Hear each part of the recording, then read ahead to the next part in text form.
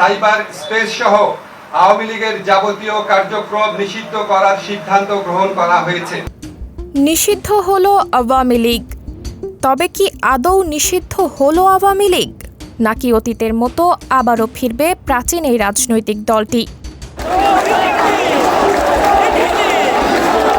বাংলাদেশের রাজনীতিতে এক যুগান্তকারী সিদ্ধান্তের অংশ হিসেবে 10ই মে জনগণের দাবির প্রেক্ষিতে উপদেষ্টা পরিষদের এক বিশেষ সভায় দেশের অন্যতম প্রাচীন রাজনৈতিক দল আওয়ামী লীগকে নিষিদ্ধ ঘোষণা করেছে অন্তর্বর্তী সরকার।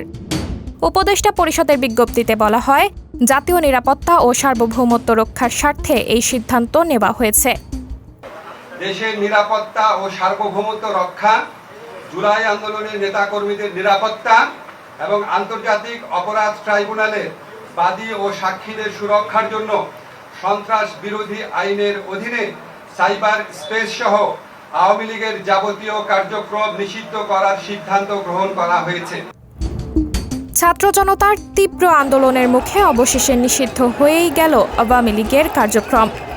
আইন উপদেষ্টা আসিফ নজরুল ব্রিফিংয়ে জানান, আন্তর্জাতিক অপরাধ ট্রাইব্যুনালে বাংলাদেশ আওয়ামী লীগ ও এর নেতাদের বিচারকার্য সম্পন্ন না হওয়া পর্যন্ত দেশের নিরাপত্তা ও সার্বভৌমত্ব রক্ষায় আওয়ামী লীগের যাবতীয় কার্যক্রম নিষিদ্ধ ঘোষণা করা হলো।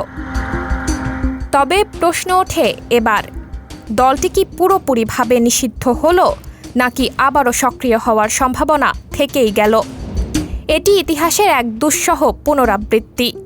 কারণ এর আগে 1958 ও 1971 সালেও দলটিকে নিষিদ্ধ ঘোষণা করা হয়েছিল। তবুও ফিরে এসেছে এ দল, শাসন শোষণ করে গেছে বছরের পর বছর। 1958 সালে পাকিস্তানের প্রথম সামরিক শাসক হিসেবে আইয়ুব খান ক্ষমতা নেওয়ার পর সব রাজনৈতিক দল নিষিদ্ধ করেন এবং এরপরে 1971 সালের 26 মার্চ পাকিস্তানের তৎকালীন প্রেসিডেন্ট ইয়াহিয়া খান জাতির উদ্দেশ্যে দেওয়া এক ভাষণে নিষিদ্ধ ঘোষণা করেন দলটিকে। কিন্তু এরপর দীর্ঘ সামরিক শাসনের পর দলটি পুনরায় সংগঠিত হয়ে রাজনীতিতে ফিরে আসে। ভারতীয় সংবাদ মাধ্যম সূত্রে জানা যায়, বাংলাদেশের স্বাধীনতা যুদ্ধের সূচনা লগ্নে পাকিস্তানের প্রেসিডেন্ট জেনারেল ইয়াহিয়া খানের এক বেতার ভাষণে আওয়ামী লীগকে সম্পূর্ণ নিষিদ্ধ ঘোষণা করা হয়েছিল। তবুও বারবার ফিরে এসেছে দলটি। তবে এবার তৃতীয়বারের মতো 2025 সালে 10ই মে আবারও নিষিদ্ধ ঘোষণা করা হলো দলটির যাবতীয় সব কার্যক্রম। এখন শুধু দেখার পালা, এই নিষেধাজ্ঞা কি বরাবরের মতোই কার্যকর থাকবে, নাকি অতীতের মতোই ফিরে আসবে আওয়ামী লীগ? সাবরিনা জলিল, সবার কথা।